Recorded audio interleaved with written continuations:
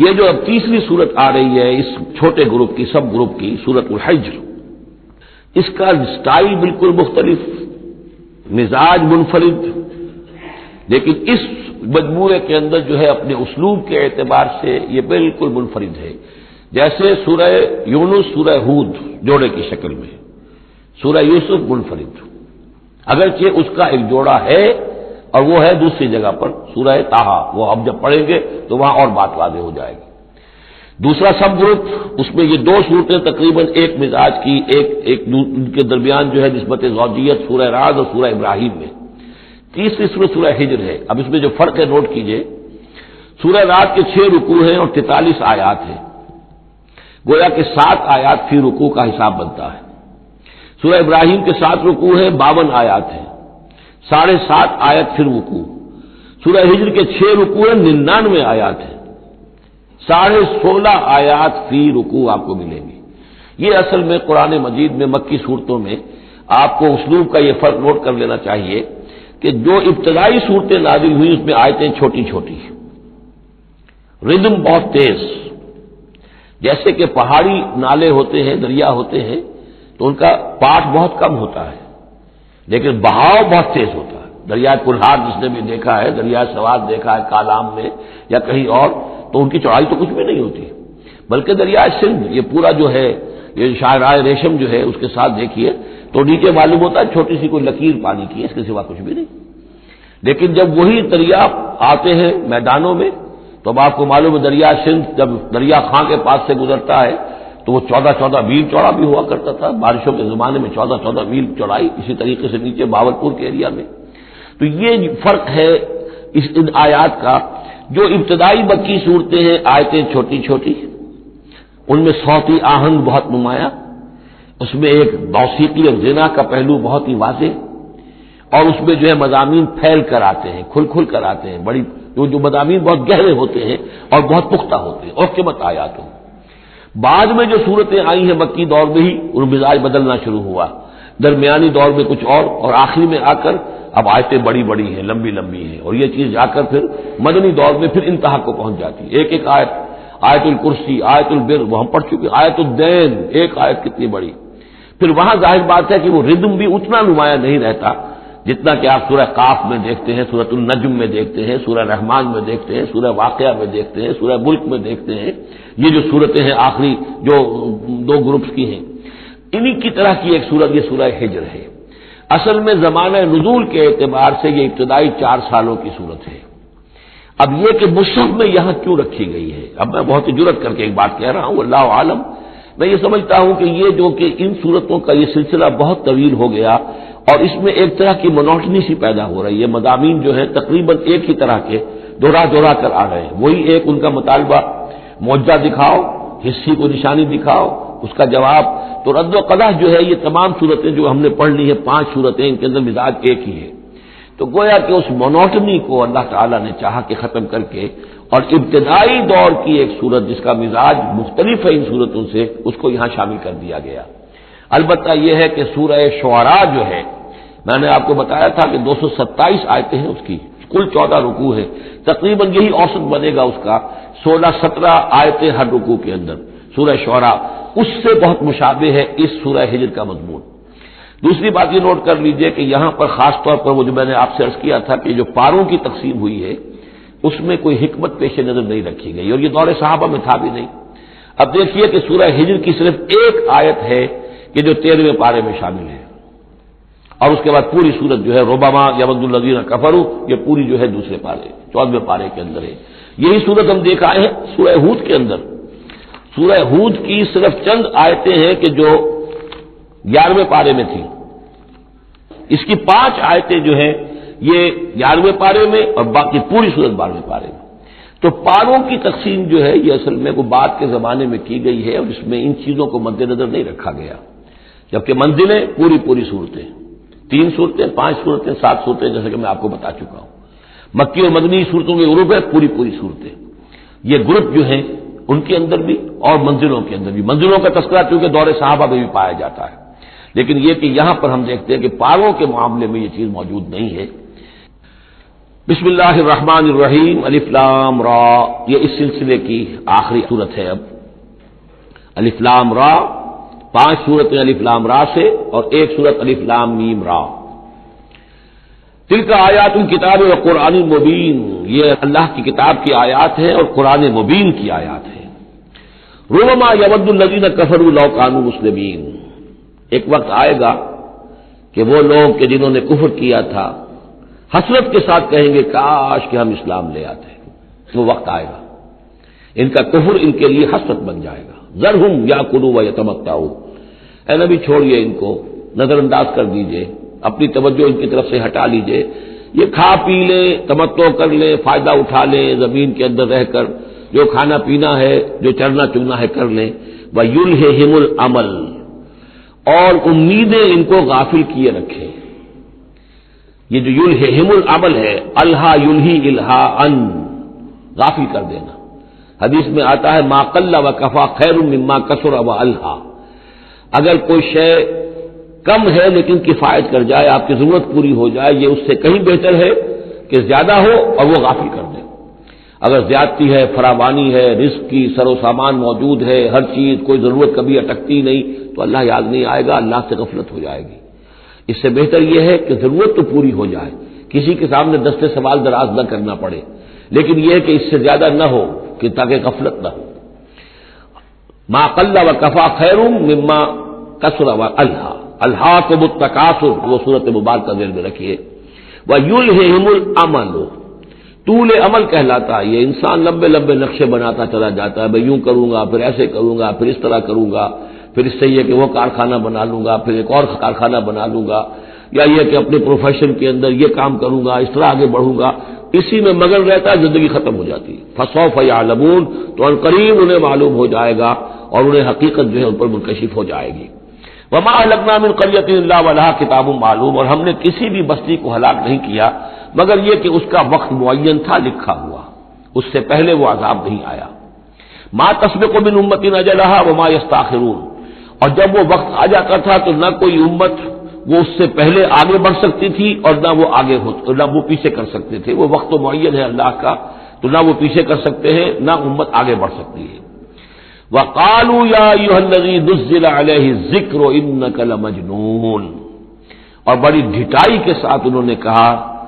اے وہ شخص جس کا یہ گمان ہے کہ اس پر ذکر نازل ہوا ہے. یہ ترجمہ میں کر رہا ہوں، ورنہ لفظی ترجمہ کیا ہوگا؟ اے وہ شخص جس پر ذکر نازل کیا گیا ہے، انک لمجنون، ہمارے نزدیک تو تم مجنون ہو، تمہارا دماغ خراب ہو گیا ہے، تم پر جن کا عصیق کا سایہ آ گیا ہے، یا تمہارا دماغی توازن صحیح نہیں رہا. لہذا باب محاورہ ترجمہ ہوگا اے وہ شخص، قالوا یا ایھا الذی، اے وہ شخص جو یہ سمجھتا ہے، جس کو یہ زوم ہے، جس کا گمان ہے، نزل علیہ الذکر، کہ اس پر اللہ کی طرف سے الذکر نازل ہوا ہے، یاد دہانی نازل ہوئی ہے، انک لمجنون، ہمارے نزدیک تو تم دیوانے ہو گئے ہو. معاذ اللہ ثم معاذ اللہ. لو ما تاتینا بالملائکۃ ان کنت من الصادقین، کیوں نہیں لے آتے فرشتوں کی فوج ہمارے سامنے اگر تم سچے ہو. ما ننزل الملائکۃ الا بالحق، اور اللہ تعالیٰ کی طرف سے جواب آ رہا ہے ہم نہیں اتارا کرتے فرشتوں کو مگر حق کے ساتھ. فرشتے تو آتے تو عذاب لے کر آتے ہیں، فیصلہ لے کر آتے ہیں.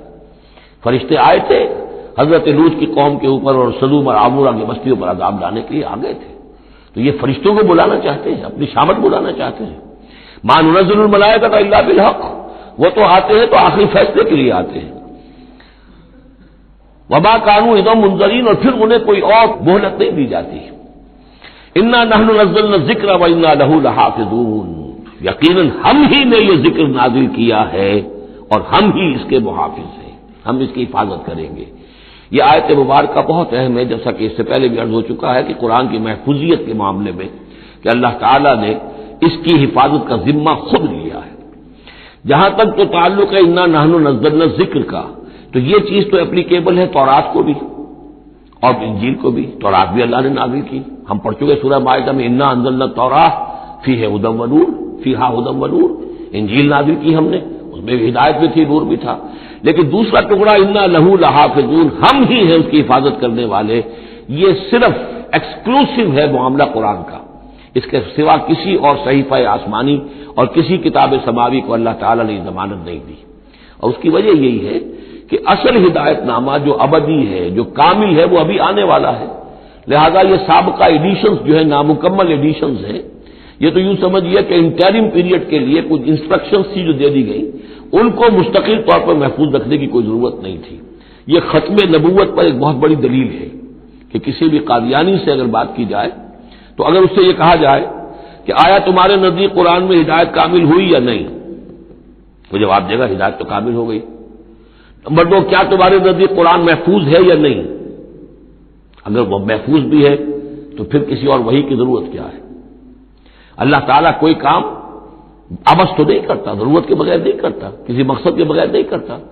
یا تو یہ کہیں کہ ابھی ہدایت کامل نہیں ہوئی تھی، وہی جاری رہنی چاہیے، اس کا جواز ہو جائے گا، یا کہیں کہ کامل تو ہو گئی تھی قرآن میں لیکن وہ تو ضائع ہو گئی،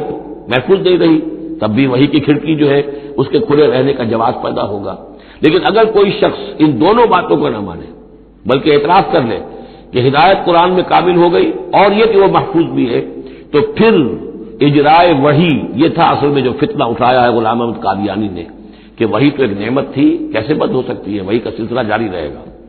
لیکن اس کو لے کر اس نے جو ہے پھر آگے اپنی نبوت کا دعویٰ کیا، لیکن اجرائے وحی کے لیے ضرورت عقلی جو ہے وہ دو شکلوں کے سوا ثابت نہیں ہو سکتی، یا ہدایت کامل نہیں ہوئی ہوتی جیسے کہ ابھی تورات میں نہیں ہوئی تھی، انجیل میں نہیں ہوئی تھی، قرآن میں آ کر کامل ہو گئی، یا کامل ہو کر اور وہ گم ہو گئی ہو، اس میں کوئی ترمیم و تنسیخ ہو گئی ہو جو کہ پھر وحی کے ذریعے سے اس کی تصحیح ہو سکے، اور دونوں باتیں اگر کوئی نہیں مانتا تو کوئی عقلی دلیل جو ہے وحی کے جاری رہنے کے لیے موجود نہیں۔ وَلَقَدْ أَرْسَلْنَا مِن قَبْلِكَ فِي شِيَعِ الْأَوَّلِينَ، اور اے نبی ہم نے آپ سے پہلے بھی رسول بھیجے تھے اگلی جماعتوں میں، اگلی قوموں میں۔ یہ شیعہ اس علیحدہ ہو جانے والے، کیونکہ قومیں بڑھتی چلی گئی نسلوں کے اندر، حضرت نوح علیہ السلام کی قوم تقسیم ہو گئی، ان کے 3 بیٹوں سے نسلیں بنتی چلی گئی، تو یہ گویا کہ شائع ہونا، علیحدہ ہونا، پھیل جانا، پھیلتی چلی گئی۔ وما یاتیہم من رسول الا کانوا بہ یستہزئون، اور نہیں آیا ان کے پاس کوئی بھی رسول، جب بھی کبھی آیا مگر وہ استہزاء کرتے رہے، تمسخر کرتے رہے۔ کذالک نسلکہ فی قلوب المجرمین، اسی طریقے سے ہم اس کو چبو دیتے تھے مجرموں کے دلوں کے اندر، مجرموں کے دلوں میں جا کر وہ چبھ جاتی تھی، وہ سمجھ لیتے تھے کہ حق ہے لیکن چونکہ ان کے مفادات پر زد پڑتی تھی تو استہزاء کرتے تھے۔ لا یؤمنون بہ، وہ ایمان نہیں لائیں گے اس پر، وقد خلت سنت الاولین، اور اے نبی یہ پہلوں کی بھی یہ سنت گزر چکی ہے، یہی طریقہ ہمیشہ رہا ہے، جیسے آج آپ آئے ہیں یا ذکر آپ پر نازل کیا گیا ہے، ایسے ہی ہم رسولوں کو بھیجتے رہے، کتابیں ان پر نازل ہوئیں، لیکن یہ کہ انہوں نے مان کر نہیں دیا۔ وَلَوْ فَتَحْنَا عَلَيْهِمْ بَابًا مِّنَ السَّمَاءِ فَظَلُّوا فِيهِ يَعْرُجُونَ، اور اگر ہم نے ان پر آسمان کا کوئی دروازہ کھول بھی دیا ہوتا اور وہ اس میں چڑھنے لگتے، تب بھی وہ یہ کہتے لَقَالُوا إِنَّمَا سُكِّرَتْ أَبْصَارُنَا، کہ ہماری تو نگاہوں پر کچھ جادو کر دیا گیا، شکر کر دیا گیا، نظر بندی کر دی گئی تھی، بل نحن قوم مسحورون، حقیقت میں تو ہم جادو کی زد میں آ گئے تھے۔ وَلَقَدْ جَعَلْنَا فِي السَّمَاءِ بُرُوجًا وَزَيَّنَّاهَا لِلنَّاظِرِينَ وَحَفِظْنَاهَا مِنْ كُلِّ شَيْطَانٍ رَجِيمٍ إِلَّا مَنِ اسْتَرَقَ السَّمْعَ فَأَتْبَعَهُ شِهَابٌ مُّبِينٌ صدق اللہ العظیم۔ رب اشرح لي صدري ويسر لي امري واحلل عقدة من لساني يفقهوا قولي۔ اللهم ربنا الهمنا رشدنا واعذنا من شرور انفسنا۔ اللهم ارنا الحق حقا وارزقنا اتباعه وارنا الباطل باطلا وارزقنا اجتنابه۔ اللهم ربنا آنس وحشتنا في قبورنا وارحمنا بالقرآن العظيم۔ اللهم اجعله لنا إماما ونورا وهدى ورحمة۔ اللهم ذكرنا منه ما نسينا وعلمنا منه ما جهلنا وارزقنا تلاوته آناء الليل وآناء النهار واجعله لنا حجة يا رب العالمين آمين۔ سورہ ہجر کے پہلے رکوع میں جس کا ترجمہ ہم کر چکے ہیں، 2 مرتبہ قرآن حکیم کے لیے لفظ آیا ہے الذکر، اس کی طرف خصوصی توجہ کی ضرورت ہے۔ ایک تو یہ کہ خود اللہ تعالی نے فرمایا انا نحن نزلنا الذکر وانا له لحافظون، ہم نے ہی یہ ذکر، یہ قرآن نازل کیا ہے اور ہم ہی اس کے محافظ ہیں۔ اور ایک مرتبہ آیا ہے کہ جو آپ کے مخالفین تھے اور جو استہزاء کر رہے تھے، انہوں نے مذاق اڑاتے ہوئے کہا یا ایھا الذی نزل علیہ الذکر انک لمجنون، اے وہ شخص کہ جس کا گمان ہے کہ اس پر الذکر نازل ہوا ہے، ہم تو سمجھتے ہیں کہ تمہارا دماغی توازن ٹھیک نہیں رہا، یا یہ کہ تم پر کسی آسیب کا سایہ آ گیا ہے۔ یہ مجنون کی وضاحت بھی سمجھ لیجئے، مجنون جن سے بھی بنا ہے۔ جن کہتے ہیں عربی زبان میں مخفی شے کو، اس لیے جنین کہلاتا ہے وہ بچہ جو ابھی رحم مادر میں ہے، جو نظر نہیں آتا، چھپا ہوا ہے، معلوم تو ہے کہ بچہ ہے، پیٹ میں ہے، لیکن یہ کہ جنین ہے وہ ابھی وہ چھپا ہوا ہے۔ اسی سے لفظ جنت بنا ہے۔ جنت جو ہے زمین کا وہ ٹکڑا ہے جس پر خوب درخت ہوں، پودے ہوں، گھاس ہو، تو زمین چھپی ہوئی ہو، زمین ڈھکی ہوئی ہے، زمین جو ہے نمایاں نہیں ہے۔ جنت وہ ہے۔ جن علیہ اللیل کا آیا تھا کہ جب حضرت ابراہیم کا تذکرہ تھا، جب رات نے اس پر تاریکی کا پردہ طاری کر دیا تو گویا کہ ہر شے چھپ گئی۔ تو یہ جو جن کسی پر آ جانا، جس کو ہم کہتے ہیں اس پر کو آسیب کا سایہ ہو گیا، تو مجنون کے معنی یہ بھی تھے، اور مجنون اس کو بھی کہتے تھے کہ جس کا دماغی توازن ٹھیک نہ رہا ہو۔ اور یہ بات خاص طور پر نوٹ کرنے کی ہے کہ یہ بات اصل میں حضور کے بارے میں بالکل ابتدائی دور میں کہی گئی تھی،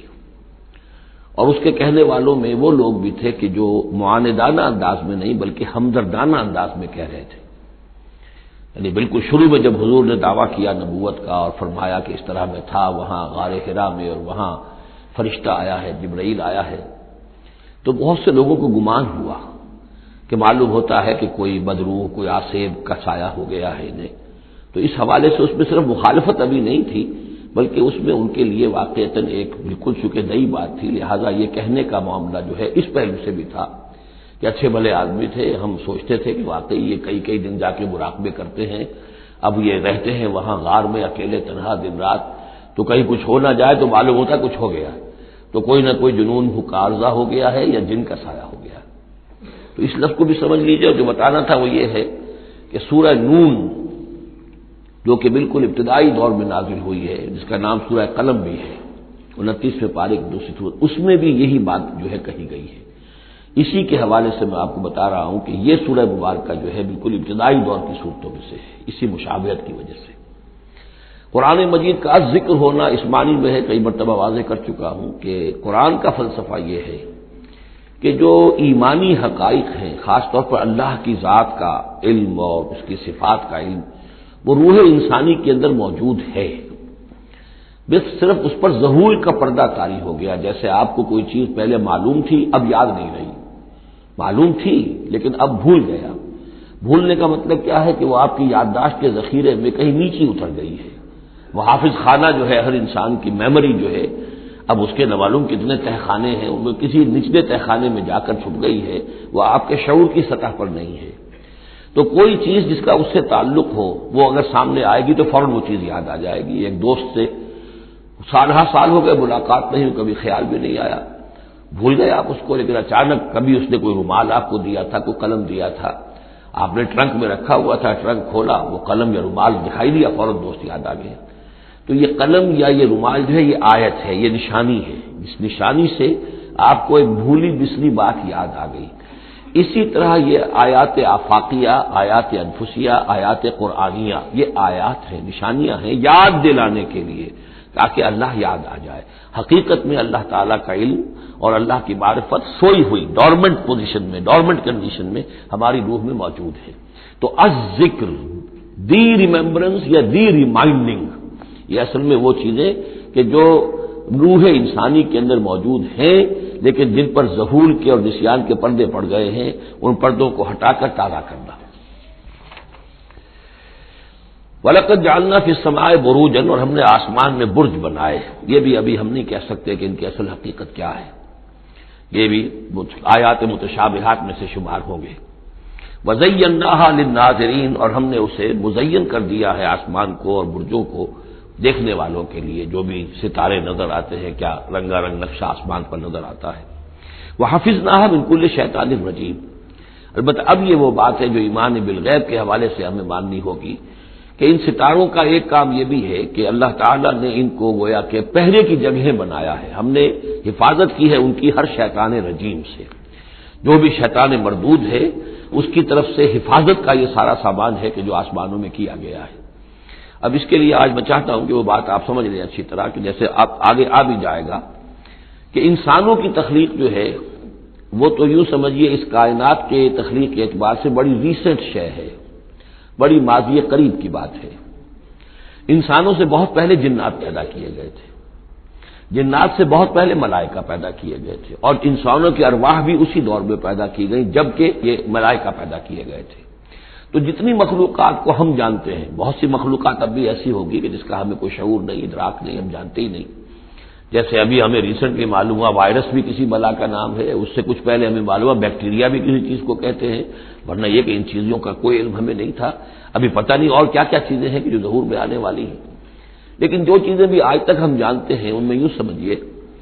کہ جن ہستیوں میں خود شعوری ہے، سیلف کانشسنس، وہ 3 مخلوقات ہیں صرف، ملائکہ، جنات اور انسان۔ باقی جو حیوانات ہیں زمین کے اوپر، چاہے وہ بر کے ہیں یا بحر کے ہیں یا ہوا کے ہیں، فضا کے ہیں، پرندے ہوں یا زمین پر چلنے والے خشکی کے جانور ہوں یا دریا میں اور سمندر کے اندر جو بھی حیوانات ہیں، مچھلیاں ہیں یا اور جاندار ہیں، ان سب میں شعور تو ہے، خود شعوری نہیں ہے۔ البتہ یہ کہ ترتیب یہی ہے کہ پہلے جنات پیدا کیے گئے اور وہ چونکہ آگ سے پیدا کیے گئے تھے، تو ان کے اندر پوٹینشیل جو قوت ہے وہ ہم انسانوں کے مقابلے میں بہت زیادہ ہے، اور ان کی رسائی اس کائنات میں بہت دور تک ہے۔ بس میرا یہ گمان ہے، باقی چیزیں تو میں خاص وثوق سے کہہ رہا ہوں، لیکن میرا گمان یہ ہے کہ جو سولر سسٹم ہے، کیونکہ ہماری اس پوری جو فیملی ہے، یہ خاندان ہے، جو یہ سولر سسٹم ہے، سورج کا کنبہ کہلاتا ہے، تو اس کا جو منبع سرچشمہ ہے وہ سورج ہے، اور معلوم ہوتا ہے کہ اسی کی آگ سے اور اسی کی لپٹ سے اور جنات کی تخلیق ہوئی ہے۔ تو یہ جنات، سولر سسٹم پورا کا پورا جو ہے وہ جنات کے دائرے میں داخل ہے، وہ اس میں آ جا سکتے ہیں۔ اس کے لیے انہیں کسی راکٹ کی ضرورت نہیں، کسی مشین کی ضرورت نہیں، کسی اور ذرائع کی ضرورت نہیں، بلکہ اس کی استعداد ان کے اندر موجود ہے۔ یہ پھر اپنی اس استعداد سے فائدہ اٹھا کر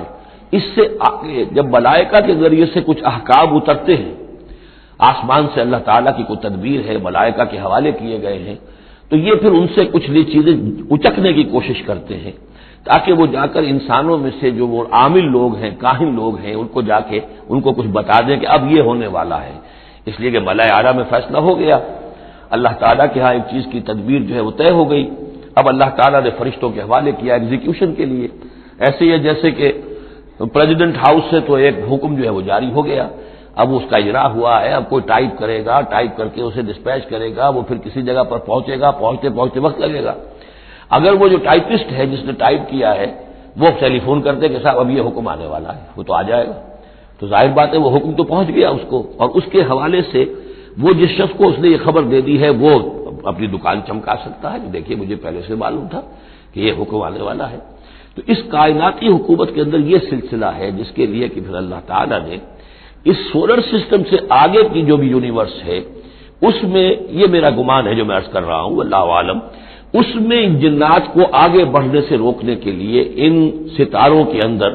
وہ میزائلز نصب کر رکھے ہیں کہ جب بھی کوئی جنات میں سے ادھر آگے ٹریس پاس کرنے کی کوشش کرتا ہے تو اس پر وہ میزائل پھینکا جاتا ہے، جس کو ہم شہاب ثاقب کہتے ہیں۔ یہ ہے پورا نظام کہ جو یہاں ہمارے سامنے آ رہا ہے۔ تو اس کی یہ حقیقت بہت حد تک تو یوں سمجھیے کہ ایمان بالغیب، کل من عند ربنا، ہمارے رب کی طرف سے ہے، ہم اس پر ایمان رکھتے ہیں، لیکن اب کسی نہ کسی حد تک یہ چیزیں جو ہے، جو بھی ہماری سائنٹیفک اب جو ارتقا ہو رہا ہے، ترقی ہو رہی ہے، اس کے ساتھ کسی نہ کسی درجے میں کورابوریشن ہو جاتی ہے۔ وَحَفِظْنَاهَا مِن كُلِّ شَيْطَانٍ رَجِيمٍ، اور ہم نے حفاظت کر لی ہے ان آسمانوں کی ان شیاطین سے کہ جو مردود ہیں، إِلَّا مَنِ اسْتَرَقَ السَّمْعَ، سوائے اس کے کہ جو کچھ چرا کے لے بھاگا، مطلب یہ کہ فرشتہ نازل ہو رہا ہے اور فرشتے کے ساتھ احکام بھی ہیں، چونکہ وہ نوری ہے، یہ ناری ہے، نور اور نار کے درمیان فاصلہ بہت تھوڑا ہے، بہت قرب ہے، لہذا اس کی بدولت اسی وجہ سے یہ جن تھا عزازیل، لیکن فرشتوں کے ساتھ اس کا اٹھنا بیٹھنا تھا، انہی میں شامل تھا، اسی لیے ان کی جو آپس میں جو ان کا قرب ہے اس کی وجہ سے فرشتوں سے کوئی اچک لیتے ہیں۔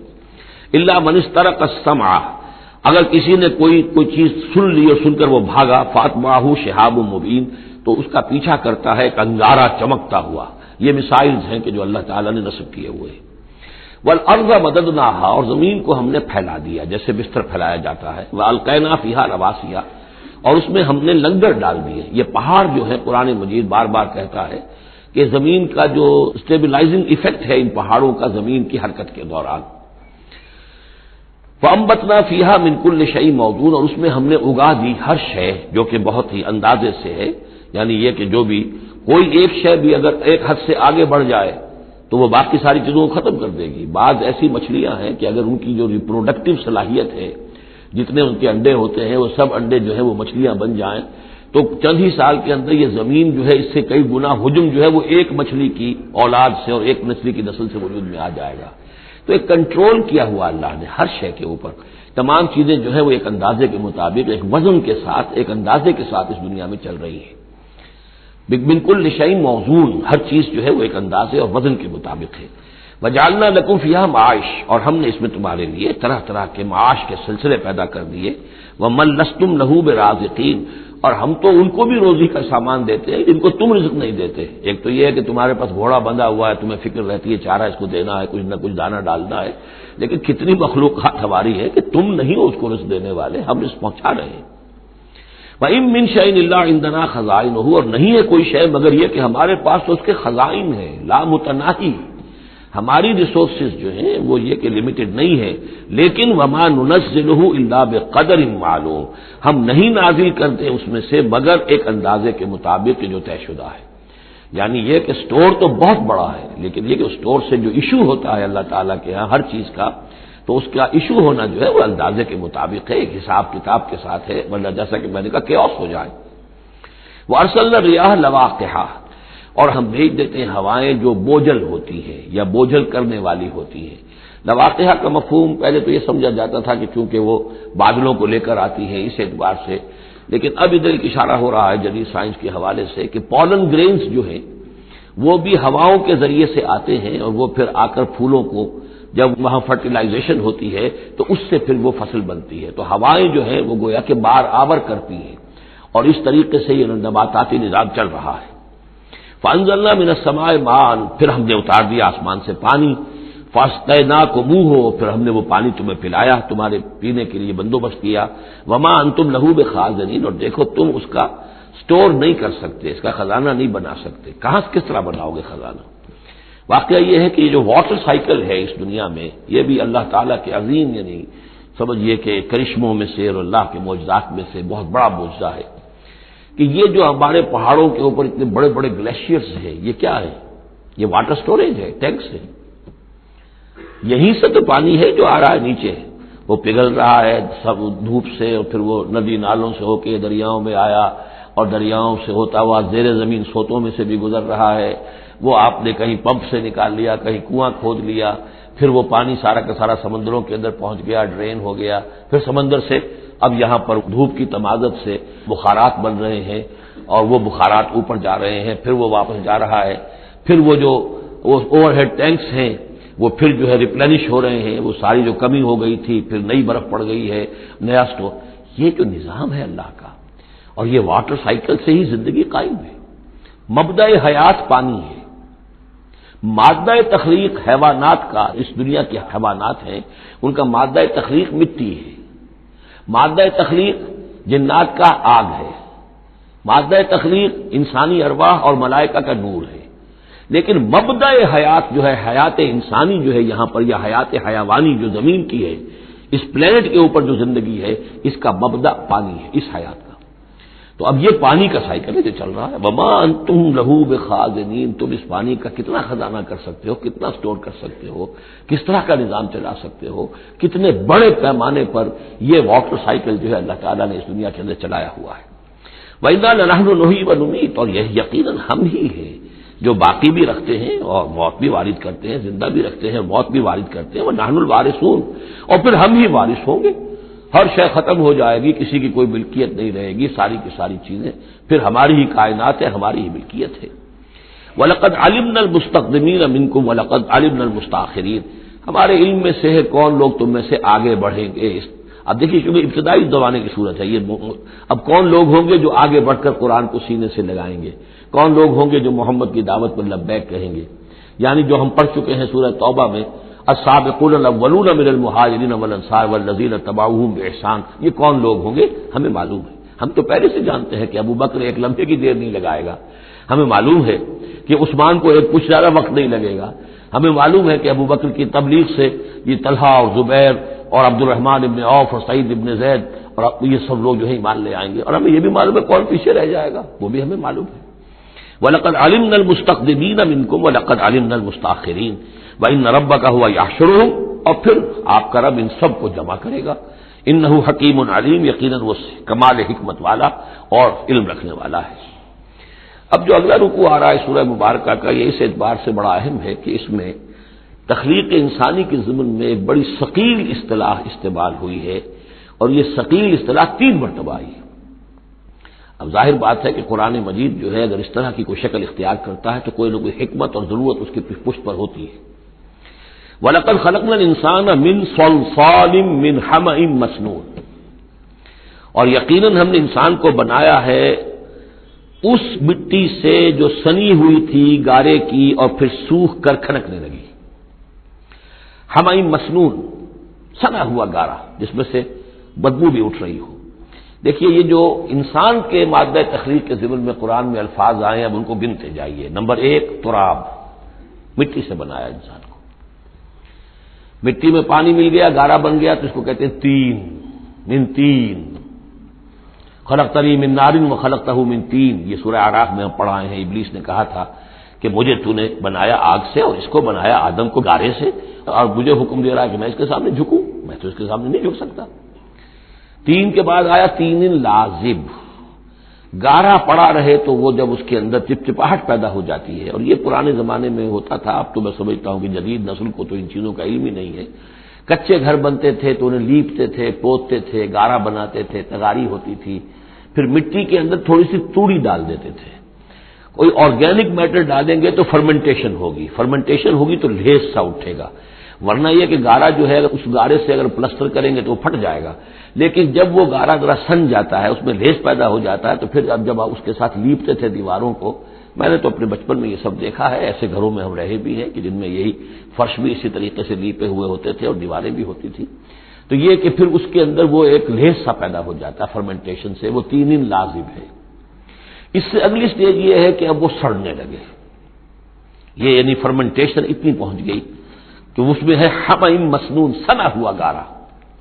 پھر اگر کسی وجہ سے وہ خشک ہو جائے تو اب وہ کھنکنے لگتا ہے، جیسے کہ کبھی آپ نے دیکھا ہوگا ساحل کے قریب یا کسی دلدلی علاقے میں پپڑی اوپر آ جاتی ہے، جس زمین کے اوپر جو ہے پپڑی سی ہوتی ہے، اس پر آپ چلتے ہیں تو وہ کر کر ٹوٹتی ہے، کھنکنے والی مٹی بن جاتی ہے، وہ سنا ہوا گارا خشک ہو کر کھنکنے لگتا ہے۔ یہ سٹیجز ہیں ان مادہ تخلیق کی کہ جو آدم یا انسان کی تخلیق کے ضمن میں قرآن میں آئے۔ حالانکہ ایک لفظ بھی کفایت کر سکتا تھا، مٹی سے بنایا، مٹی سے بنایا، تین سے بنایا، گارے سے بنایا، پھر تین لازم سے بنایا، پھر حمیم مسنون سے بنایا، من صلصال کالفخار سے بنایا، اور صلصال من حمیم مسنون، پھر صلصال کالفخار آخری سٹیج ہے، وہ ایسے بجنے لگا جیسے کہ اب یہ جو ہے وہ آئے گا سورہ رحمان میں۔ تو اس سے یقیناً کورابوریشن ہو رہی ہے کہ جو بھی ایوولوشن کا جو بھی نظریہ آیا ہے، اب اس میں اس کو بھول جائیے کہ اللہ تعالیٰ نے اسپیشل کریشن انسان کی اور باقی حیوانات ہو سکتا ہے اس ایوولوشن کے ذریعے سے پیدا کیے ہوں۔ اس وقت بحث جو ہے کریشن آف مین کے بارے میں نہیں کر رہا ہوں، لیکن یہ کہ سائنس نے بھی ایک تو یہ بات بتائی کہ یہ ساری حیات حیواناتی جو بھی زمین پر ہے یہ مٹی سے بنی ہے، گویا کہ متفق گردید رائے بو علی بارائے من، قرآن اور سائنس متفق ہو گئے۔ پھر یہ کہ اس میں مٹی کے اندر گارے کی شکل بنی، پانی ملا، مبدأ حیات پانی ہے، قرآن بھی کہہ رہا ہے۔ پھر یہ کہ وہ ساحلی علاقوں پر دلدل بنی اور دلدل کے اندر پھر وہ فرمنٹیشن وہاں ہوئی، اور اسی میں پھر جب وہ دراڑیں سی پڑ جاتی ہیں سمندر کے قریب دلدلی علاقے میں، تو وہاں سے ان کا کہنا ہے کہ حیات کا آغاز ہوا، الجی یا امیبا حیواناتی حیات، اور یا یہ کہ نباتاتی حیات کا۔ تو یہ چیزیں جو ہیں یہ سٹیجز تقریباً اسی کے ساتھ یہ تمام جو الفاظ جو ہے قرآن کے جو استعمال کر رہا ہے ان کے ساتھ کسی حد تک اس کا ایک ربط اور تعلق قائم ہوتا ہے۔ اور ہم نے بنایا انسان کو اس مٹی سے جو سڑنے کے بعد، اس گارے سے کہ جو سڑنے کے بعد سنا ہوا گارا پھر وہ کھنکنے لگا تھا سوکھ کر۔ والجان خلقناہ من قبل، اور جنات کو ہم نے پیدا کیا تھا پہلے، من نار السموم، لو کی آگ سے۔ اب یہ سموم سے مراد کیا ہے؟ بعض سموم آپ نے سنا ہوگا، وہ تیز لو جو آیا کرتی تھی، صحراؤں میں آتی ہے، آگ جھلس دینے والی گرم ہوا. تو اصل میں ایک ہوتا ہے جیسے کہ یہ بھی ہم نے فزکس میں پڑھا تھا، جن لوگوں نے تھوڑی بہت فزکس پڑھی ہوگی FSC میں، کہ یہ جو شعلہ ہوتا ہے فلیم کا ایک حصہ وہ ہوتا ہے جو نظر آتا ہے، لیومینس، وہ نظر آتا ہے، اس کے اندر حرارت کم ہوتی ہے،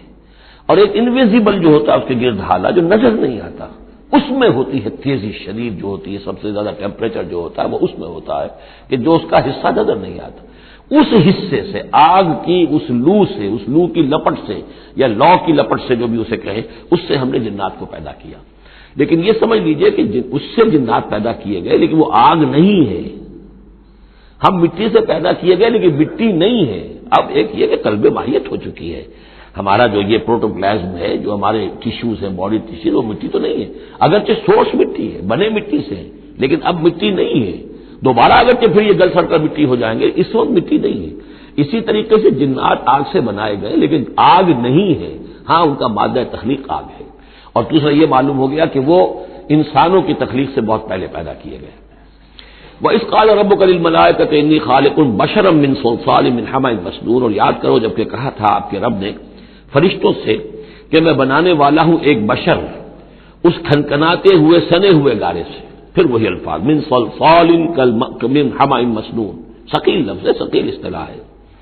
اور یہاں خاص طور پر نوٹ کیجئے کہ لفظ آدم نہیں آیا، بشر بنانے لگا ہوں. کہیں بھی قرآن مجید میں جہاں یہ تخلیق کے ابتدائی مراحل بیان ہوتے لفظ آدم کہیں نہیں ملے گا آپ کو، سوائے وہ ایک آیت میں نوٹ کرا چکا ہوں سورہ آل عمران کی. عیسیٰ کی مثال بھی اللہ کے نزدیک آدم کی سی ہے، خلقہ من تراب ثم قال له کن فیکون. وہ ایک مثال موجود ہے لیکن باقی کہیں آپ کو بشر، انسان. جب میں بنانے والا ہوں ایک انسان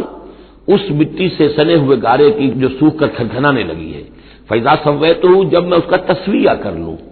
تخلیق کے بعد تسویہ ہوتا ہے، جیسے کسی شے کا ایک ہیولہ بن گیا پھر اس کی نوک پلک سنواری جاتی ہے. مین سٹرکچر جو ہے کسی بلڈنگ کا کھڑا ہو گیا، اب اس کا آرکیٹیکچرل ٹچز ہیں، اس کے اوپر ڈیکوریشن ہے، اس پہ پینٹنگ ہے، یہ تسویہ ہے. فَإِذَا سَوَّيْتُهُ، پھر جب میں اسے پوری طرح نک سکھ سے درست کر دوں، صحیح بنا دوں، پورا کر لوں. وَنَفَخْتُ فِيهِ مِن رُّوحِي، اور پھونک دوں میں اس میں اپنی روح میں سے. کہ روحی ضمیر متکلم کا صیغہ ہے سیدھا سیدھا. فَقَعُوا لَهُ سَاجِدِينَ، تو گر پڑنا اس کے سامنے سجدے میں. فَسَجَدَ الْمَلَائِكَةُ كُلُّهُمْ أَجْمَعُونَ. اب یہ تیسری مرتبہ پڑھ رہے ہیں ہم قرآن حکیم میں یہ قصہ آدم و ابلیس. تو کیا سجدہ سب فرشتوں نے، کل کے کل نے، سب نے مل کر. دیکھیے یہ جو ہے تاکید کی انتہا ہے، فرشتوں میں سے کوئی بھی مستثنا نہیں رہا، نہ جبرائیل، نہ میکائیل، نہ اسرافیل، الا ابلیس، سوائے ابلیس کے. اور اس میں پھر گمان ہوتا ہے کہ سر یہ بھی فرشتہ تھا، فرشتہ نہیں تھا. اس کی وضاحت سورہ کہف میں مل جائے گی. ابا یکون مع الساجدین، اس نے انکار کیا سجدہ کرنے والوں کے ساتھ ہونے سے. قال یا ابلیس ما لک الا تکون مع الساجدین، اللہ نے فرمایا ابلیس کیا ہوا تجھے، کیا سبب ہے، تو کیوں نہیں ہوا سجدہ کرنے والوں کے ساتھ. قال لم اکن لاسجد لبشر خلقته من صلصال من حمأ مسنون. اس نے کہا میرے لیے یہ روا نہیں ہے، میرے لیے ممکن نہیں ہے کہ میں سجدہ کروں اس بشر کو جس کو تو نے پیدا کیا ہے سنے ہوئے گارے سے جبکہ وہ کھنکھنانے لگا ہوا.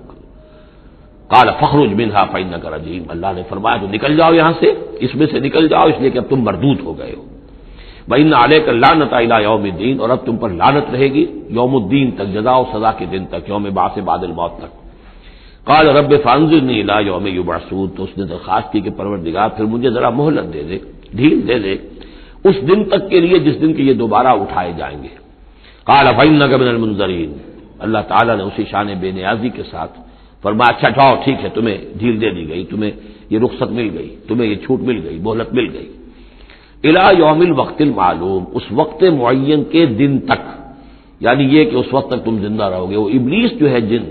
ویسے جنوں کی زندگیاں شاید انسانوں سے زیادہ ہوتی ہوں، میں نہیں جانتا کتنی ہوتی ہیں، لیکن یہ کہ کوئی اور جن نہیں ہے کہ جو اس وقت سے آج تک زندہ ہو سوائے اس ایک جن کے جس کا نام عزازیل تھا. اور یہ جن جو ہے وہ ابھی تک زندہ ہے خود اپنی اسی ذات کے ساتھ، باقی اس کی اولاد، اس کی اور نسل جو ہے، اس کی ذریت ہے، وہ اپنی جگہ ہے. قال رب فبما اغویتنی، اب اس نے کہا پروردگار جو تو نے مجھے گمراہ کیا. اب نوٹ کیجئے وہ گمراہی کو اللہ کی طرف منسوب کر رہا ہے. بما اغویتنی، تو نے جو مجھے گمراہ کیا ہے، لأزینن لهم فی الارض ولأغوینہم اجمعین، تو میں اب ان کو یعنی آدم کی اولاد، آدم اور حوا کی اولاد کو میں زمین میں ان کو خوب مزین کر دوں گا، زمین ان کے لیے، یہ اسی میں گم ہو جائیں گے، زمین اور اس کی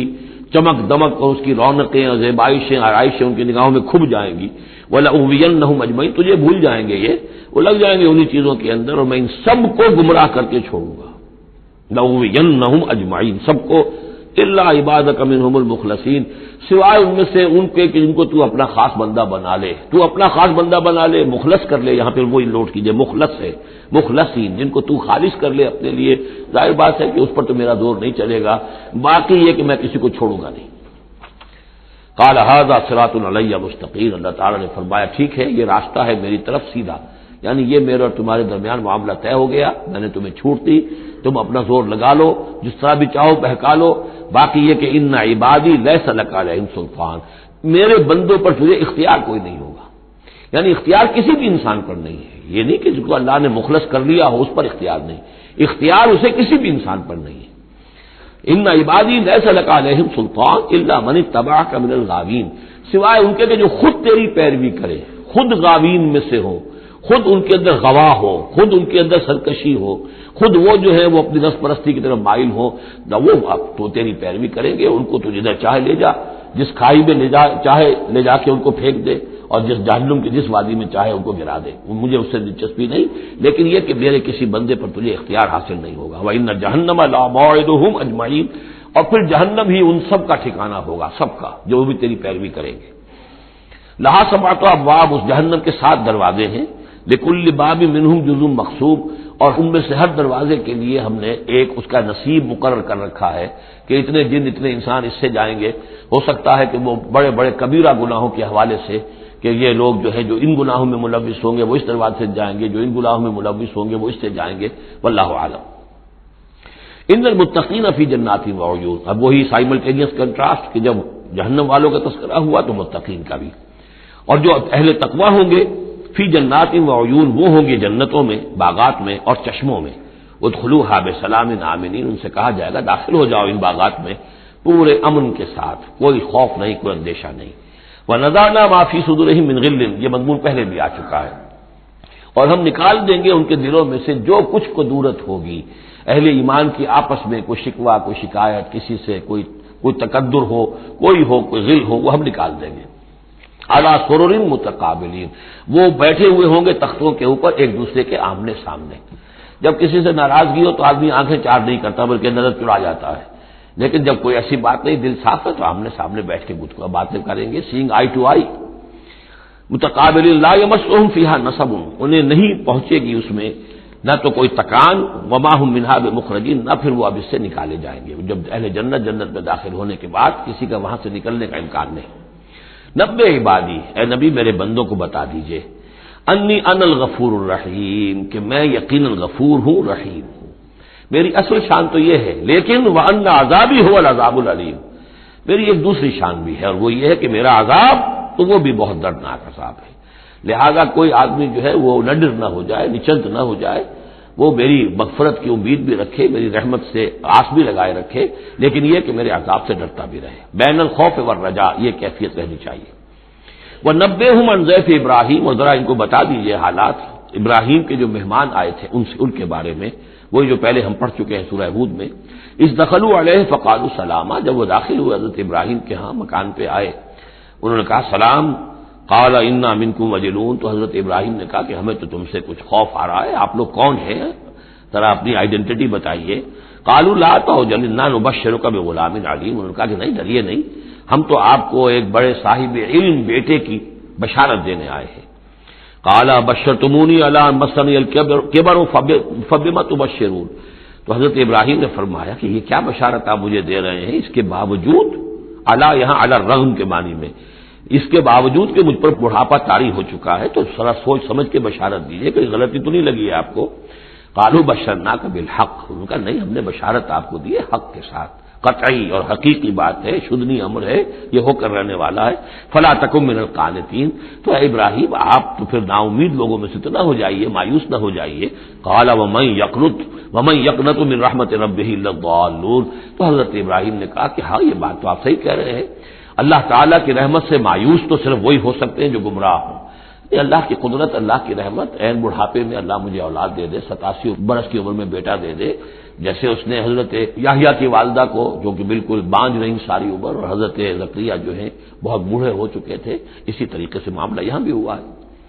قال فما خطبکم ایھا المرسلون، اب انہوں نے پوچھا کہ اے فرشتادو، اے جو بھیجے گئے ہو، ایلچی ہو، تمہارا کیا معاملہ ہے، یعنی کس قدر جا رہے ہو، کیا قصد ہے، کیا ارادہ ہے؟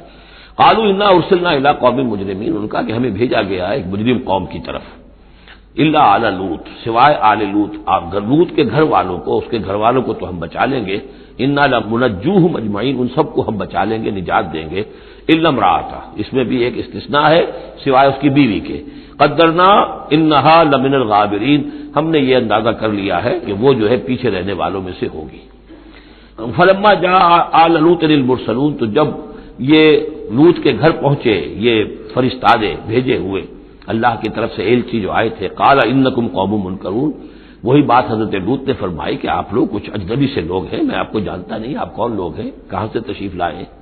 قالوا بل جئناک بما كانوا فيه يمترون، ان کا نہیں بلکہ ہم تو وہ شے لے کر آئے ہیں آپ کے پاس جس کے بارے میں یہ یہاں کے رہنے والوں کو شک تھا۔ آپ جب کہتے تھے کہ اگر تم باز نہیں آؤ گے، ان خبیث فعل کو نہیں ترک کرو گے، شرک سے باز نہیں آؤ گے تو تم پر اللہ کا عذاب آئے گا، یہ اس میں شک کرتے تھے، مذاق اڑاتے تھے، اب وہ شے ہم لے کر آئے ہیں۔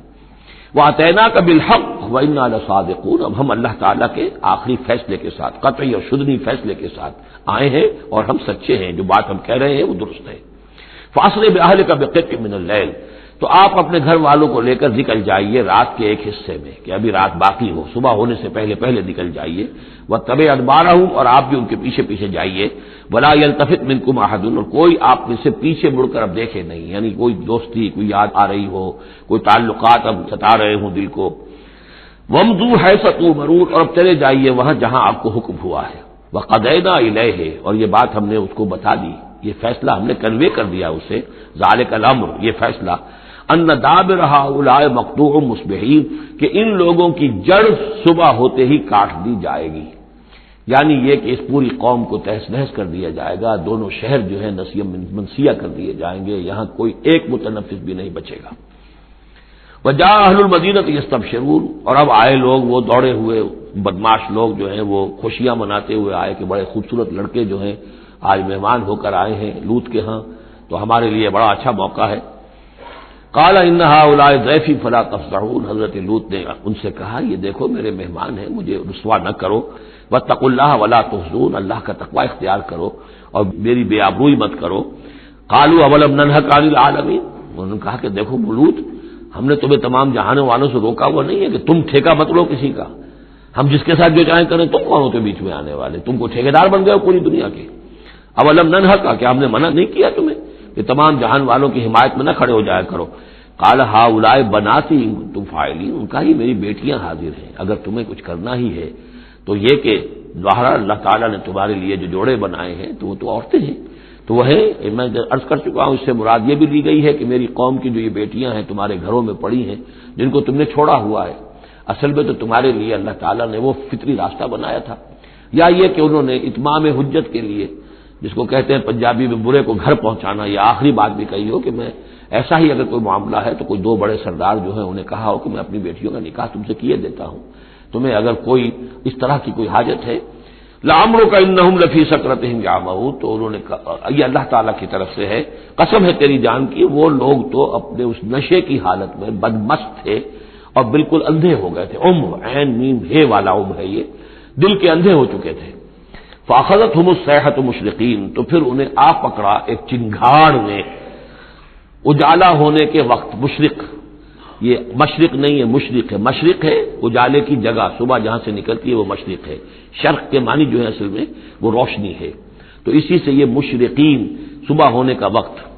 سورج نکلتے وقت جب اجالے کا وقت ہوا تو ان کے ایک چنگھاڑ نے آ پکڑا، فجعلنا عالیہا سافلہا، تو ہم نے اس کے اوپر والے حصے کو نچلا بنا دیا، یعنی تل پٹ کر دیا، وہ گری پوری بستی جو ہے وہ اٹھا کر پٹک دی گئی کہ چھتیں نیچے اور اس کی جو بنیادیں تھیں وہ اوپر۔ وَأَمْطَرْنَا عَلَيْهِمْ حِجَارَةً مِّن سِجِّيلٍ، اور پھر ہم نے ان پر بارش برسائی، سجیل، مٹی کے کنکروں کی بارش، ان فی ذلک لآیات للمتوسمین، یقیناً اس میں نشانیاں ہیں ان لوگوں کے لیے جو حق کے متلاشی ہوتے ہیں۔ یہ جو اسم کا لفظ ہے الف سین میم، اور الف جو ہے اس میں در حقیقت جو اصل اس کا حروف اصلیہ میں سے نہیں ہے، سین میم ہے اصل، یہ ہوتے علامت، اسم کے معنی بھی علامت ہے، یہ میرا نام ہے، یہ آپ کا نام ہے، یہ علامت ہے کہ جس سے میرے نام سے آپ پہچانتے ہیں۔ تو جو لوگ علامتوں سے متوسم باب تفاعل بن جائے گا، جو علامتوں سے حقیقت کو پہچاننا چاہے، جو آیات آفاقیہ، آیات تاریخیہ، آیات انفسیہ، آیات قرآنیہ سے حقیقت کو جاننا چاہے، ان فی ذلک لآیات للمتوسمین وانھا لبسبیل مقیم، اور وہ جو بستیاں تھیں وہ سیدھی راہ پر واقع ہوئی تھی، یعنی یہ سیدھا راستہ تھا جو یمن سے جاتا تھا فلسطین تک، میڈیٹرینین کے ساحل تک، اور یہ سیدھا راستہ تھا کیروان روٹ، مشرق و مغرب کے درمیان یہی لنک تھا۔ سویز کینال تھی نہیں، اور ابھی یہ راستہ جو تھا round the Cape of Good Hope, یہ تو کہیں جا کر 1498 میں واسکو ڈی گاما نے تلاش کیا ہے، تو یہ راستہ معلوم ہی نہیں تھا، سویز کینال تھی نہیں، تو ساری جو مشرق اور مغرب کی ٹریڈ ہوتی تھی وہ یہ تھی کہ ہندوستان اور چین اور یہ جاوا ملایا وغیرہ جو ہے یہ ہند چینی کے جتنے یہ سب سامان آتا تھا یمن کے ساحل پر، یورپ کے سارے ممالک کا سامان آ جاتا تھا شام کے ساحل پر، فلسطین کے ساحل پر، اب ان دو کے درمیان یہ قافلے چلتے تھے، یہ کیروانز تھے کہ جو ان جہاں سے لے کر سامان ادھر، ادھر کا سامان ادھر، یہ راستہ ہے امام مقیم، سبیل المقیم اس کو کہا گیا، سیدھا راستہ، سیدھی شاہراہ، اسی پر یہ اصحاب ہجر کے بھی مسکن تھے، اسی پر پھر یہ اصحاب مدین کے بھی تھے، اور یہ بستیاں بھی اسی راستے پر واقع ہوئی تھیں۔ ان فی ذلک لآیۃ للمؤمنین، یقیناً اس میں نشانی ہے اہل ایمان کے لیے، وان کان اصحاب الایکۃ لظالمین، اسی طریقے سے جو بن والے تھے مدین والے وہ بھی بہت ظالم تھے، یہ ایکا کا لفظ بھی ان کے لیے آیا ہے، یہ مدین والے، فانتقمنا منہ، یہاں پہ صرف تذکرہ ہو رہا ہے، یہاں تذکرہ آپ نے دیکھا کہ صرف حضرت لوط علیہ السلام کا ہوا ہے انباء الرسل کے انداز میں، باقی حضرت ابراہیم کا تذکرہ ہو گیا ہے وہ وہی ہے قصص النبیین کے انداز میں، باقی یہاں پر جو تذکرے ہو رہے ہیں یہ بھی صرف ذکر ہے، یہ انباء الرسل کا ذکر ہے کہ جیسے حضرت شعیب، لیکن شعیب کا نام نہیں یہاں آیا بلکہ یہ کہ صرف یہ کہ مدین والے، فانتقمنا منہم، ان سے بھی ہم نے انتقام لیا، وانہما لبامام مبین، اور یقیناً وہ بھی یہ دونوں جو بستیاں ہیں کھلے راستے پر واقع ہوئی ہیں، وہی راستہ جو میں نے ابھی آپ کو بتایا ہے۔ وَلَقَدْ كَذَّبَ أَصْحَابُ الْحِجْرِ الْمُرْسَلِينَ، اصحاب الحجر یہ قوم سمود کا دوسرا نام ہے، وہ علاقہ جو ہے جہاں یہ قوم سمود آباد تھی اس کو علاقے کو حجر بھی کہتے ہیں، جیسے کہ وہ علاقہ جہاں قوم عاد آباد تھی اسے احقاف کہتے ہیں، اس علاقے کا نام احقاف تھا، قوم کا نام عاد تھا، جو رسول بھیجے گئے وہ ہود تھے، اس علاقے کا نام حجر ہے، قوم کا نام سمود ہے، جو رسول بھیجے گئے وہ حضرت صالح تھے علیہ الصلوۃ والسلام۔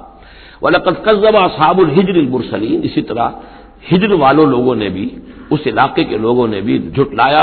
بھیجے ہوں کو، رسولوں کو، ان میں سے بہت سے نبی ہوں گے، پھر بعد میں اللہ نے آخری جو ہے حضرت صالح علیہ السلام کو بھیجا رسول کی حیثیت سے۔ وَآتَيْنَاهُمْ آیَاتِنَا، انہیں ہم نے اپنی آیات دی، ان کو تو خاص طور پر جو ہے وہ اتنی حصی نشانی دکھائی گئی، ایک وہ جو اونٹنی کا معاملہ، حضرت صالح کی اونٹنی کا معجزہ، فَكَانُوا عَنْهَا مُعْرِضِينَ، لیکن وہ ان سے منہ ہی پھیرتے رہے، اعراض ہی کرتے رہے، وَكَانُوا يَنْحِتُونَ مِنَ الْجِبَالِ بُيُوتًا آمِنِينَ، اور وہ پہاڑوں کو تراش کر اپنے لیے بڑے امن والے گھر بناتے تھے، یہ گھر آج بھی موجود ہیں، میں خود بھی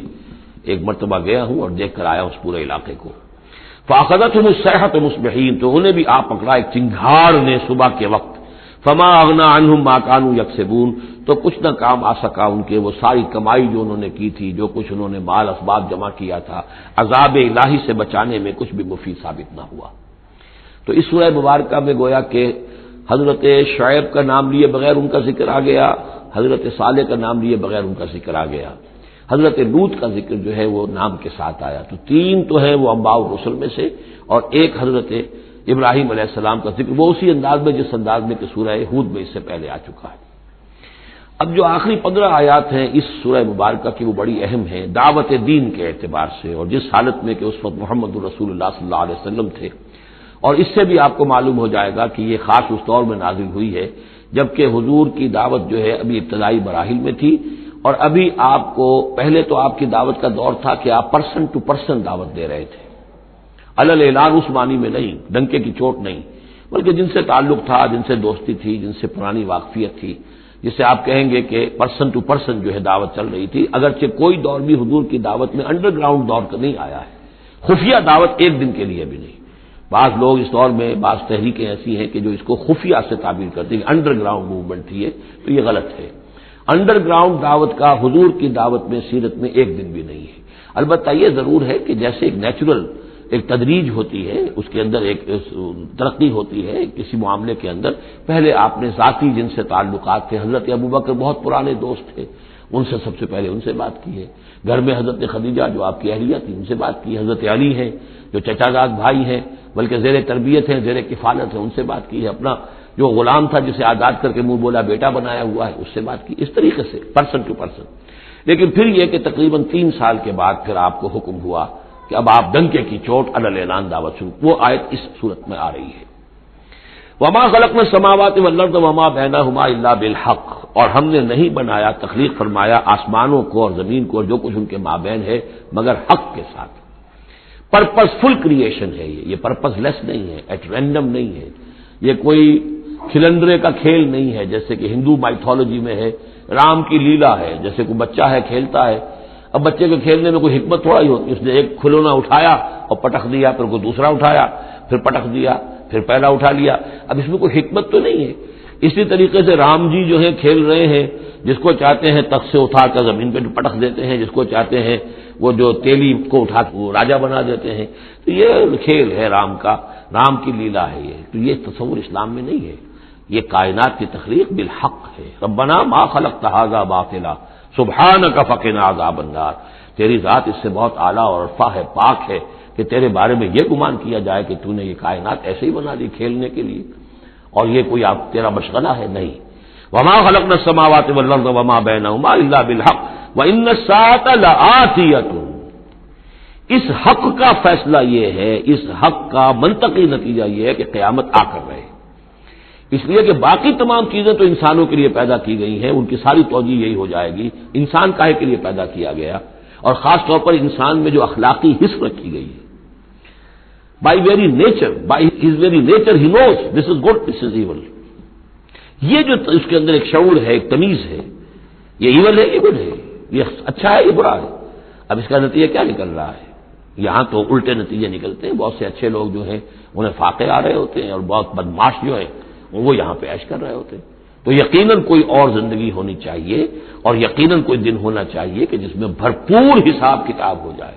نیکوکاروں کا حساب کتاب ہو جائے، اور پھر ان کی زندگی ایسی ہو کہ بھرپور صلہ انہیں ان کا مل سکے، اور بدکاروں کی بدکاریوں کا حساب کتاب ہو جائے، اور پھر ایسی زندگی ہو، ایسا نظام ہو کہ انہیں پوری سزا مل سکے۔ تو یہ گویا کہ حق کا تقاضا ہے۔ وما خلقنا السماوات والارض وما بینہما الا بالحق وان الساعۃ لآتیۃ، قیامت آ کر رہے گی۔ فاصفح الصفح الجمیل، تو اے نبی آپ ذرا ابھی خوبصورتی کے ساتھ درگزر سے کام لیجئے، یعنی یہ کہ یہ مجرم کہیں بھاگ کے نہیں چلے جائیں گے، ہماری پکڑ سے نکل نہیں جائیں گے، قیامت آئے گی،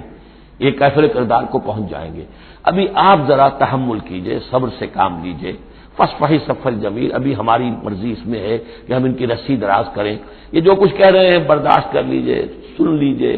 سنا انسنا کر لیجئے، یہ جو آپ صبر کریں گے اس سے آپ کے درجات بلند ہوتے چلے جائیں گے۔ لیکن فوری طور پر آپ کے دل میں اگر یہ خیال پیدا ہونے بھی لگے بربنائے طب بشری کے، انہیں سزا ملنی چاہیے، یہ بدبخت مجھے کیا کہہ گیا ابھی، یہ مجھے پاگل کہہ گیا، اور یہ مجھے ساحر کہہ گیا یا مسحور کہہ گیا، نہیں، فاصفح الصفح الجمیل، ابھی ذرا آپ خوبصورتی کے ساتھ چشم پوشی کیجئے، نظر انداز کیجئے۔ ان ربک هو الخلاق العلیم، یقیناً آپ کا رب جو ہے وہ وہی ہے جو پیدا کرنے والا ہے، خلاق ہے، اور ظاہر بات ہے جس نے پیدا کیا ہے وہ جانتا بھی ہے۔ سورہ ملک میں ہم پڑھیں گے الا یعلم من خلق وهو اللطیف الخبیر، کیا اسی کے علم میں نہیں ہوگا جس نے پیدا کیا ہے؟ وہ تو جانتا ہر شے کو۔ اب یہ گھڑی جس نے بنائی ہے اسے تو معلوم ہے اس میں کون کون سا پرزہ ہے، کہاں کہاں ہے، اس کے اپنے ہاتھ کا اس کے اندر جو ہے ٹکایا گیا ہے، میں واقف نہیں ہوں اس کے اندر کیا کچھ ہے، لیکن گھڑی کا بنانے والا تو جانتا ہے۔ الا یعلم من خلق، کیا وہی نہ جانے گا جس نے پیدا کیا؟ وهو الخلاق العلیم، وہ تو خلاق اور علیم ہے۔ وَلَقَدْ آتَيْنَاكَ سَبْعًا مِّنَ الْمَثَانِي، دل جوئی کے لیے حضور سے فرمایا، اور ہم نے آپ کو دی ہیں وہ 7 آیتیں جو آپ کا وظیفہ ہیں، دوہرا دوہرا کر پڑھتے رہا کیجئے، دوہرا دوہرا کر پڑھتے رہا کیجئے۔ اس پر تقریباً اجماع ہے امت کا کہ اس سے مراد ہے سورہ فاتحہ، 7 آیتیں جو بار بار پڑھی جاتی ہیں۔ اب آپ دیکھیے کہ ہر شخص جو نماز پڑھتا ہے دن میں کتنی مرتبہ سورہ فاتحہ پڑھ رہا ہے، ہر نماز میں کتنی مرتبہ پڑھ رہا ہے، دوہرا کر یہ آیت جو ہے، جیسا کہ ہم نے جب سورہ فاتحہ پڑھ رہے تھے، من لم یقرأ بفاتحۃ الکتاب لا صلاۃ لمن لم یقرأ بفاتحہ، اس کی کوئی نماز ہی نہیں ہے، نماز کا جزو لازم ہے، بلکہ قسمت الصلاۃ بینی و بین عبدی نصفین والی حدیث میں نے آپ کو سنائی، حدیث قدسی، تو وہ تو اصل الصلاۃ ہے ہی سورہ فاتحہ۔ والقرآن العظیم، اور یہی بڑا قرآن ہے، یعنی یہ اپنی اہمیت کے اعتبار سے، اپنی فضیلت کے اعتبار سے خود اپنی جگہ پر سورہ فاتحہ ایک قرآن عظیم کا درجہ رکھتی ہے، اسی لیے اس کو اساس القرآن بھی کہا، اس کو کافیہ بھی کہا، شافیہ بھی کہا گیا، یہ ام القرآن بھی ہے۔ وَلَقَدْ آتَيْنَاكَ، اے نبی ہم نے اتنی بڑی بڑی دولتیں آپ کو دی ہیں، یہ کیوں گنایا جا رہا ہے یہ ذرا آگے آپ کو معلوم ہو جائے گا، کیونکہ بہرحال حضور کو یہ احساس ہوتا تھا یا نہیں ہوتا تھا، دیکھنے والوں کو تو احساس ہوتا تھا۔ ابو جہل مالدار ہے، ولید بن مغیرہ اتنا بڑا چودھری ہے، یہ محمد تو یتیم تھے، کوئی بال دولت ان کے پاس نہیں، کوئی ان کی حیثیت نہیں، ہاں کچھ عرصے سے کچھ کھا پی بھی رہے ہیں تو وہ بیوی کا مال ہے، اپنا تو نہیں ہے۔ یہ ان کی نگاہوں میں جو ان کے معیارات تھے، جو ان کے اندازے تھے سوچنے کے، وہ تو یہ تھے۔ اس حوالے سے یہاں بظاہر حضور سے خطاب ہے، لیکن اصل میں ان کو بتایا جا رہا ہے کہ بدبختو تمہیں کیا معلوم ہم نے ان کو کتنی بڑی دولت دی ہے۔ وَلَقَدْ آتَيْنَاكَ سَبْعًا مِنَ الْمَثَانِي وَالْقُرْآنِ الْعَظِيمِ، ہم نے ان کو وہ 7 آیتیں عطا کی ہیں، ایک حدیث کے مطابق جیسی آیت نہ قرآن میں اتری کوئی اور اس کے مثل، اور نہ تورات میں نہ انجیل میں، یہ سورہ فاتحہ ہے۔ وَلَقَدْ آتَيْنَاكَ سَبْعًا مِنَ الْمَثَانِي وَالْقُرْآنِ الْعَظِيمِ لا تمدن عینیک الی ما متعنا بہ ازواجا منہم، تو اے نبی آپ کی نگاہیں نہ اٹھیں اس ساز و سامان کی طرف جو ہم نے ان کو عطا کیا ہے۔ ابو جہل کو اگر دے رکھا ہے، ولید بن مغیرہ کو دے رکھا ہے، اور بڑے سرداروں کو دے رکھا ہے، ان کی جائیدادیں ہیں، ولید بن مغیرہ کے باغات طائف میں بھی ہیں، اس کی جائیداد طائف میں بھی ہے، مکے میں بھی ہے، آپ کی نگاہ ادھر اٹھے ہی نہ۔ پر کاہ کے برابر، جیسا کہ ایک حدیث میں آتا ہے کہ دنیا مافیہا کی حیثیت اگر اللہ کی نگاہ میں ایک مچھر کے پر کے برابر بھی ہوتی تو اللہ کسی کافر کو ایک گھونٹ پانی بھی اس دنیا سے نہ دیتا۔ جو اللہ کا ماننے والا اور جاننے والا، اللہ کو جاننے والا ہو، تو اس کی نگاہ میں تو پھر اس دنیا و مافیہا کی وہی وقت ہونی چاہیے، وہ متاثر نہ ہو یہاں کی چمک دمک سے، آپ کی نگاہ اٹھے ہی نہ۔ لا تمدن عینیک الی ما متعنا بہ ازواجا منہم، ان کو جو ہم نے دے رکھا ہے ساز و سامان اور زیبائش اور آرائش جو ہے، آپ کی نگاہیں ادھر نہ اٹھے۔ ولا تحزن علیہم، اور اب دیکھیے ان کے اوپر جو بھی اب عذاب آئے گا یا جس عذاب کے مستحق ہو رہے ہیں، آپ اس پر غم بھی نہ کھائیے۔ ٹھیک ہے یہ آپ کا کنبہ ہے، قبیلہ ہے، اب ابو لہب آپ کا چچا بھی ہے، لیکن یہ کہ اب غم نہ کیجیے آپ۔ وَاخْفِضْ جَنَاحَكَ لِلْمُؤْمِنِينَ، اور آپ اپنے کندھوں اور بازوؤں کو ذرا جھکا کر رکھیے اہل ایمان کے لیے۔ یہ ہمارے فقراء جب آتے ہیں، یہ جو غلام طبقے سے جو لوگ آئے ہیں، یہ لوگ جو گرے پڑے طبقات سے تعلق رکھتے ہیں، جب یہ آپ کے پاس آئیں تو آپ ان کا استقبال کیجئے۔ فَقُلْ سَلَامٌ عَلَيْكُمْ كَتَبَ رَبُّكُمْ عَلَىٰ نَفْسِهِ الرَّحْمَةَ، تو اس انداز میں ان کا استقبال کیجئے، ان کے سامنے تواضع کیجئے، ان کے سامنے اپنے کندھوں کو جھکائیے۔ وَاخْفِضْ جَنَاحَكَ لِلْمُؤْمِنِينَ، یہی مضمون ایک مرتبہ پھر سورہ طٰہٰ کے اندر آئے گا۔ وَاخْفِضْ جَنَاحَكَ لِمَنِ اتَّبَعَكَ مِنَ الْمُؤْمِنِينَ، اہل ایمان یہ جو آپ کی پیروی کر رہے ہیں، آپ اپنے ذرا کندھے ان کے سامنے جھکا کر رکھیے۔ یا یہ حکم دیا گیا ہے اولاد کو والدین کے بارے میں، اگلی صورت میں آ جائے گا سورہ بنی اسرائیل میں، کہ ان کے لیے اپنے کندھوں کو، اپنے بازوؤں کو ذرا جھکا کر رکھا کرو، والدین کے سامنے تن کر نہ کھڑے ہو، کندھے جو ہیں اٹھے ہوئے ہیں، بلکہ کندھے ذرا دبا کر۔ وَاخْفِضْ جَنَاحَكَ لِلْمُؤْمِنِينَ وَقُلْ إِنِّي أَنَا النَّذِيرُ الْمُبِينُ، اور کہہ دیجئے کہ میں تو صرف خبردار کرنے والا ہوں، کھلا خبردار کرنے والا، میری اس کے سوا کوئی ذمہ داری نہیں ہے۔ كَمَا أَنزَلْنَا عَلَى الْمُقْتَسِمِينَ، جیسے کہ ہم نے نازل کیا ہے ان پر کہ جنہوں نے تقسیم کر لیا ہے، الذین جعلوا القرآن عظیم، قرآن کو انہوں نے بوٹیاں بنا لیا ہے، اس کو توڑ کے ٹکڑے کر دیا ہے۔ اب اس کے اندر دو رائے ہیں، ایک تو یہ کہ اس قرآن سے مراد یہی قرآن ہے، اور مذاق اڑایا کرتے تھے لوگ، یہ جو بھی تھے ابو جہل اور اس کے ساتھی، بھائی فلاں سورت تو میری ہے، وہ تمہیں لے جاؤں گا، وہ فلاں سورت جو محمد کہتا ہے وہ تم لے جانا، وغیرہ وغیرہ، آپس میں وہ تقسیم کرتے تھے ہنسی مذاق میں۔ تو اس حوالے سے انہوں نے قرآن کو بوٹیاں بنا کر اپنے اندر تقسیم کرنا شروع کر دیا ہے۔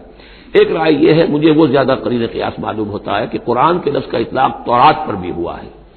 کہ یہ قرآن وہ ہے جو محمد پر نازل ہوا صلی اللہ علیہ وسلم۔ وَلَا بِالَّذِي بَيْنَ يَدَيْهِ، ایک اور جگہ ہم آگے چل کر دیکھیں گے، وہ قرآن جو اس سے پہلے تھا، اور وہ گویا کہ تورات تھی، اللہ کی کتاب۔ تو جس طریقے سے تورات کے ٹکڑے ٹکڑے کر دیے تھے یہود نے، اور قراطیسا تجعلونہ قراطیسا تبدونہا وتخفون کثیرا، یہ ہم پڑھ چکے ہیں سورہ انعام کی آیت نمبر 91 میں۔ تو جیسے کہ ٹکڑے ٹکڑے کر کر اور کچھ حصہ ظاہر کیا، کچھ چھپایا، تو ان دونوں کی رائے ہے وہ میں نے آپ کے سامنے پیش کر دی۔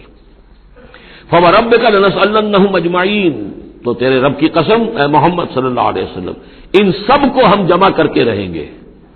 لنسألنہم اجمعین، ہم ان سے پوچھ کر رہیں گے. یہ لفظ وہی آ گیا ہے فلنسألن الذین ارسل الیہم ولنسألن المرسلین، یہ جو سورہ اعراف کی آیت نمبر 6 تھی. ہم لازماً پوچھ کر رہیں گے ان سے بھی جن کی طرف رسولوں کو بھیجا گیا، اور ان سے بھی کہ جن کو رسول بنا کر بھیجا گیا. فوربک لنسألنہم اجمعین، تو آپ کے رب کی قسم ہم ان سب سے پوچھ لیں گے، حساب کتاب لے لیں گے. یہ تھوڑے سے وقت کی بات ہے، آپ ذرا صبر کیجئے. اما کانوا یعملون، جو کچھ کہ یہ کر رہے تھے. فاصدع بما تؤمر، یہ ہے وہ آیت. اب ڈنکے کی چوٹ علی الاعلان کہیے جس چیز کا آپ کو حکم ہوا ہے. یہ جب حکم آیا حضور کو تو پھر آپ کوہ صفا پر کھڑے ہوئے، اور پھر آپ نے وہاں، اگرچہ ظاہر بات ہے کہ اس کا کوئی امکان نہیں تھا کہ آپ ننگے ہو جاتے، لیکن جو وہاں کا رواج تھا وہ یہ تھا کہ اگر کسی شخص کے پاس کوئی ایسی خبر آتی تھی کہ فلاں قبیلے کے لوگ جو ہیں آج رات ہمارے اوپر حملہ کریں گے، شبخون ماریں گے، اب کیسے لوگوں کو بتائیں؟ کوئی کمیونیکیشن ماس میڈیا تو ہے نہیں، کیسے خبر دیں، کیا کریں؟ تو وہ یہ کرتا تھا کہ وہ شخص کپڑے اتار کے معذر ذات برہنہ ہو کر کسی اونچی جگہ کھڑا ہو جاتا تھا تاکہ ہر طرف سے لوگ دیکھ لیں کہ ایک ننگا آدمی کھڑا ہے. نذیر عمیان کہتے تھے اسے، ننگا خبردار کرنے والا. اب جہاں تک اس کی آواز جا رہی ہے آواز لگاتا تھا وا صباح، ہائے وہ صبح جو آیا چاہتی ہے. اس لیے کہ صبح کے وقت ہوتے تھے حملے، یہ جس کو آج کل آپ کہتے ہیں small hours of the morning, وہ بہت غفلت کا وقت ہوتا ہے آدمی کا. صبح رات کے 2-3 بجے جو ہے ٹھنڈی ٹھنڈی نیند آئی ہوتی ہے، اس وقت وہ آتے تھے، حملہ کرتے تھے، لوٹ مار کرتے تھے، قتل کرتے تھے اور بھاگ جاتے تھے. تو وا صباح، ہائے وہ صبح جو آیا چاہتی ہے. تو اب لوگ دوڑتے تھے کہ بھائی کہاں کی خبر آئی ہے، کون ہے، کون سا قبیلہ ہے، کس کے بارے میں اطلاع ہے، اطلاع صحیح ہے غلط ہے. تو یہ ان کا رواج تھا. تو حضور نے یہ کیا، صرف ایک چیز اس میں سے نکال دی. ننگے ہونے کا سوال نہیں تھا معاذ اللہ، لیکن آپ بھی کھڑے ہو گئے کوہ صفا پر، وا صباح کا نعرہ لگایا. اب لوگ آئے دوڑے، کوئی خبر دی ہے، محمد دینا چاہتے ہیں، کوئی بات ہے، بڑی اہم کوئی بات ہے. وہاں آپ نے پھر اپنی دعوت پیش کی. تو اسی مجمع میں پھر ابو لہب نے کہا تھا تبا لک لہذا جمعتنا، تمہارے لیے ہلاکت ہو، ہمیں اس کام کے لیے جمع کیا تھا، ہم اپنے بڑے بڑے اہم کاموں میں لگے ہوئے تھے. وہ مہاجن تھا، کہیں مہاجنی سود اپنا لین دین کا حساب کر رہا ہوگا بیٹھا ہوا، میں وہ سب چھوڑ کر آیا ہوں کہ کوئی خاص اہم بات تم نے بتانی ہے، لیکن تم نے یہ کیا کیا. تو یہ ہے وہ واقعہ، اور اس سے معلوم ہو جاتا ہے کہ یہ سورہ مبارکہ جو ہے اسی دور کی، ابتدائی دور کی ہے. فاصدع بما تؤمر واعرض عن المشرکین، تو ڈنکے کی چوٹ کہیے اب جو کہ آپ کو حکم دیا گیا ہے، اور ان مشرکوں سے اعراض کیجئے، پرواہ نہ کیجئے ان کی. انا کفیناک المستہزئین، یہ جو استہزاء کرنے والے ہیں، تمسخر اڑانے والے ہیں، ہم آپ کی طرف سے ان کے لیے کافی ہوئے رہیں گے. ان کی کوئی مخالفت آپ کا کچھ بال بیکا نہیں کر سکے گی. الذین یجعلون مع اللہ الہا آخر، جو اللہ کے ساتھ ساتھ اور بھی الہ گھڑے بیٹھے ہوئے ہیں. فسوف یعلمون، تو عنقریب انہیں معلوم ہو جائے گا کہ اصل حقیقت کیا ہے اور وہ کس طرح کی گمراہیوں میں پڑے ہوئے تھے. اب وہ آیت آ گئی جس کا کئی مرتبہ میں حوالہ دے چکا ہوں، اور سورہ انعام میں خاص طور پر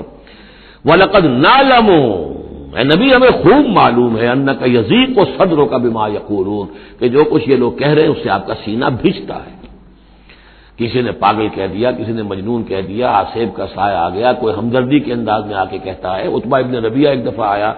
کیونکہ وہ بزرگ تھا، خاندان کا معمر آدمی تھا. بھتیجے میرے بڑے تعلقات ہیں عاملوں سے بھی، کاہنوں سے بھی، واقعی اگر کوئی تم پر کوئی سایہ ہو گیا ہے، کوئی بری روح کوئی آ گئی ہے تو مجھے بتا دو، میں بلا کے لے آؤں گا، علاج کرا دوں گا تمہارا. اب کوئی کچھ کہہ رہا ہے، کوئی کچھ کہہ رہا ہے. کسی نے کہا شاعر ہے، کسی نے کہا کہ ایک انہوں نے غلام پکڑ کے رکھا ہوا ہے، اجمی غلام، اسے کمرے میں بند کیا ہوا اپنے گھر کے اندر، اور وہ عالم ہے بہت بڑا جو پورے پچھلی کتابوں کا جاننے والا، اس سے ڈکٹیشن لیتے ہیں اور پھر آ کر ہم پر دھونس جماتے ہیں کہ یہ اب وہی آئی ہے. تو یہ ساری باتیں سنتے تھے حضور صلی اللہ علیہ وسلم، تو آپ کو تکلیف پہنچتی تھی، کوفت ہوتی تھی. وَلَقَدْ نَعْلَمُ، اے نبی یہ نہ سمجھیے کہ ہمیں اندازہ نہیں ہے کہ آپ کو کوفت ہو رہی ہے، آپ کو تکلیف ہو رہی ہے، آپ کا سینہ بھیجتا ہے. وَلَقَدْ نَعْلَمُ أَنَّكَ يَضِيقُ صَدْرُكَ بِمَا يَقُولُونَ، کہ جو کچھ یہ لوگ کہہ رہے ہیں اس سے آپ کا سینہ بھیجتا ہے. فَسَبِّحْ بِحَمْدِ رَبِّكَ، بس اپنے رب کے حمد میں اور تسبیح میں لگے رہیے. تسبیح کیجئے اپنے رب کی حمد کے ساتھ، اسی سے آپ کے دل کو سکون ہوگا، اطمینان ہوگا. اسی سے یہ کہ آپ کے لیے استقامت اور صبر کے راستے جو ہیں وہ کھلتے چلے جائیں گے. وَقُم مِّنَ السَّاجِدِينَ، اور سجدہ کرنے والوں میں ہو جائیے.